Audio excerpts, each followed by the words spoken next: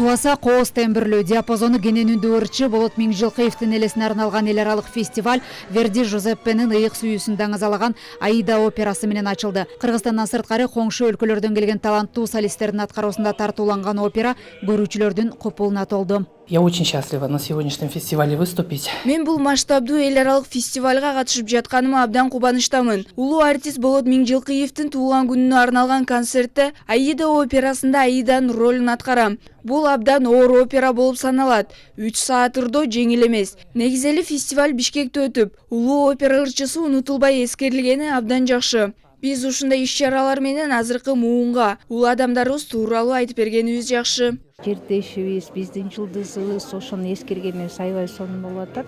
Ушунун урматына ушундай жакшынакай маданий иш-чаралар жүргүзгөнү биз абдан кубанычтабыз. Фестиваль начался очень хорошо, с очень интернациональной труппы. И нам, конечно, очень интересно посмотреть. Звукорежиссер работает отлично. Конечно, спектакль прекрасный, красочный, голоса прекрасные. Мы получаем истинное наслаждение.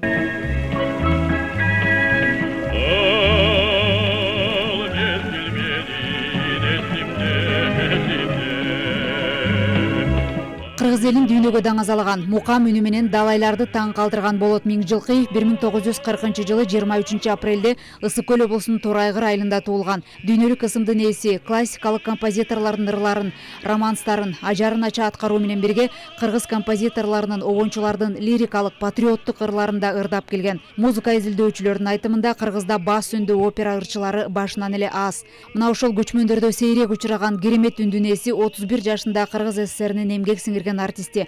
Ал эми 36 жашында СССРдин эл артисти наамын алган.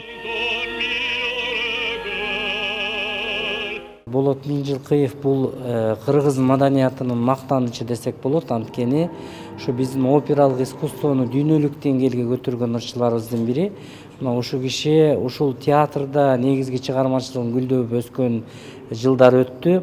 Ушул театрдын атагын чыгарды. Бул кишинин Италиядагы Ла Скала театрында тажрыйба алмашуудан өтүп келгендигинин өзү Миңжилкыевдин кандай улуу талант экендигин далилдеп турат.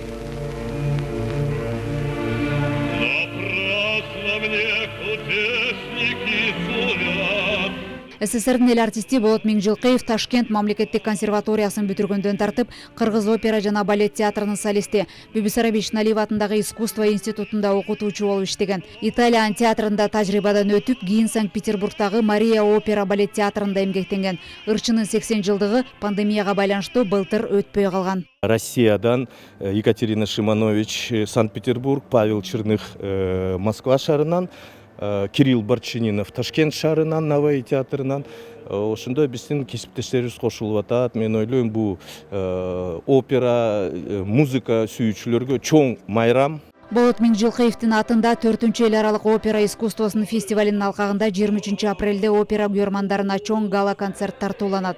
Концертте 7 өлкөнүн опера сахнасынын жылдыздары, мыкты вокалисттери улуттук дүйнөлүк опера классикасынын чыгармаларын талкуулашат. Фестиваль 25 апрелде Александр Бородиндин Князь Игорь операсы менен аяктайт. Элиза Нурматова, Перизат Куттубекова, Чыңгыз Жумагулов, Ала Тоо 24.